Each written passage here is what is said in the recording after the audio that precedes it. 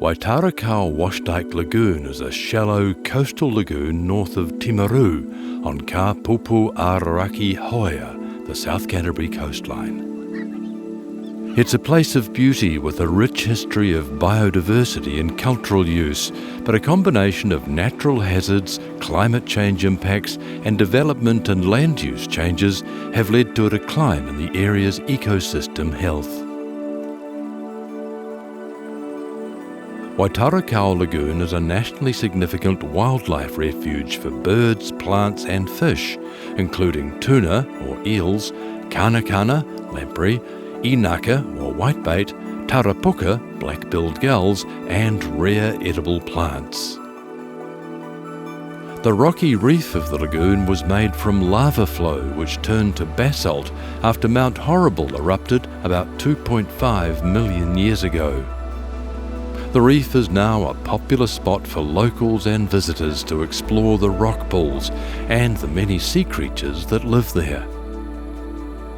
The sheltered lagoon environment was a vital food source for mana whenua and the wider Ngaitahu iwi, who often stopped in the area while travelling from Roto Waiwera or Lake Forsyth to further south along the coast. The lagoon is still regarded as an important mahi-ki-kai source. Historically, the lagoon and wetland was much larger than it is today. In fact, it's estimated it has reduced in size by 90%. Although it is now a lot smaller due to land use change to farming and industry, the lagoon still provides an important link to a network of other coastal wetlands in Canterbury. These act as important stopovers for native and migratory birds and animals. Unfortunately, many of these other coastal wetlands are also under risk and threatened.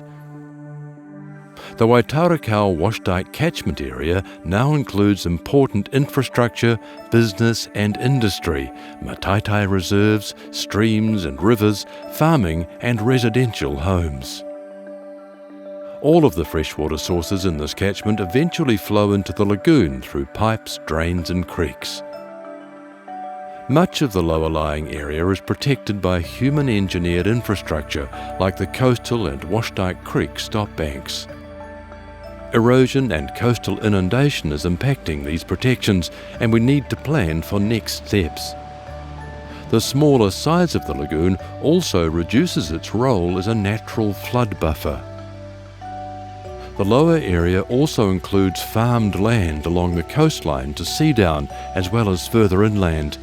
Many of these farms use an extensive drainage network which flows into the lagoon. In the surrounding countryside there are three major streams in the catchment: Papaka, Rosewell and Oakwood, and several small tributaries which merge into Washdyke Creek just upstream of State Highway 1 before entering the lagoon environment. Like the lagoon, the streams are degraded and impacted by pollution and rubbish. There's lots of opportunity to work together to improve these waterways. The industrial area contains a mix of small and large businesses, factories and storage facilities, and any stormwater runoff from this area ends up in the lagoon through a combination of piped or open drains. This outlet from the ring drain is also under pressure from erosion and sea level rise. The impact of human activity in the catchment mean we need to work together to make a plan to restore the health of the lagoon and the wider ecosystem.